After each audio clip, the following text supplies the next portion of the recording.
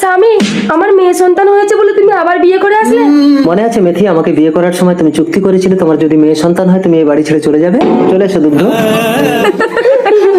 কয়েক মাস পর। বেশি হেসো না দুগ্ধ, তোমারও যদি মেয়ে সন্তান হয় কিন্তু মেথির মতো একই অবস্থা হবে তোমার। কি স্বপ্ন দেখলাম? এই নে তোর মেয়ে হয়েছে। না, তোমাকে অনেক টাকা দেবো, তুমি তো পাড়ায় পাড়ায় ছেলে ধরতে যাও, আমার মেয়েটা পাল্টে একটা ছেলে এনে দাও না। ঠিক আছে, ও পাড়ায় বাচ্চা ধরতে যাচ্ছি, যদি ছেলে হয় এনে দিচ্ছি। এই নে তোর জন্য ছেলে এনেছি। দাও দাও। আমাদের ছেলে হয়েছে? হ্যাঁ, তুমি দাইমাকে 5,000 টাকা দিয়ে দাও। 5,000 টাকা? ঠিক আছে, ছেলের আনন্দে আমি দিয়ে দিচ্ছি। খুশি তো? যাও, আমার ছেলের নাম রাখবো আদর্শ। ছেলেকে আদর করতে করতে আবার আমাকে ভুলে যেও না।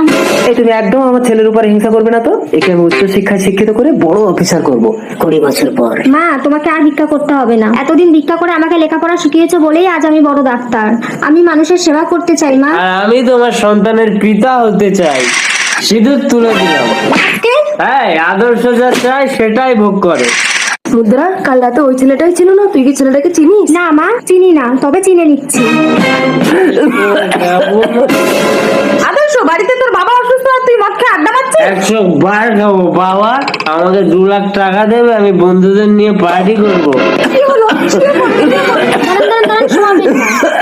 একটা ইঞ্জেকশন দিয়ে দিচ্ছি, এক্ষুনি সুস্থ হয়ে যাবে। ডাক্তারকে ডাকলো? আরে এ তো সেই মেয়েটা না? মা, আমার নিজের ছেলে থাকতে তুমি আমাকে বাঁচালে। এই যে ম্যাডাম, সিঁদুর তুলে দিয়েছি বলে ঘরে চলে এসছো?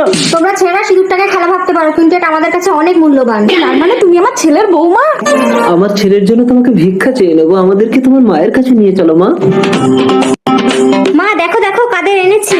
আপনি কন্যা সন্তানের জন্ম দিয়ে ধন্য। আমার ছেলেটাকে মানুষ করার জন্য আপনার মেয়েটাকে আমায় ভিক্ষা দেবেন? কি হলো বাবা, তোমরা চলে যাচ্ছ কেন? মুদ্রা তো নিজের বোন। না না না, আদর্শ আপনার ছেলে না। আপনার দ্বিতীয় স্ত্রীরও মেয়ে হয়েছিল বলে আমাকে টাকা দিয়ে শিখাকে পাল্টে আদর্শকে নিয়েছিল। সেই শিখা আজ পুলিশ অফিসার। দুগ্ধ। আপনি একদম আমার গায়ে গায়ে হাত তুলবেন না। তার মানে শিখা আমার মেয়ে? কন্যাকে অবহেলা করে নারীর প্রতি অত্যাচার করার জন্য আপনাকে আমি অ্যারেস্ট করব।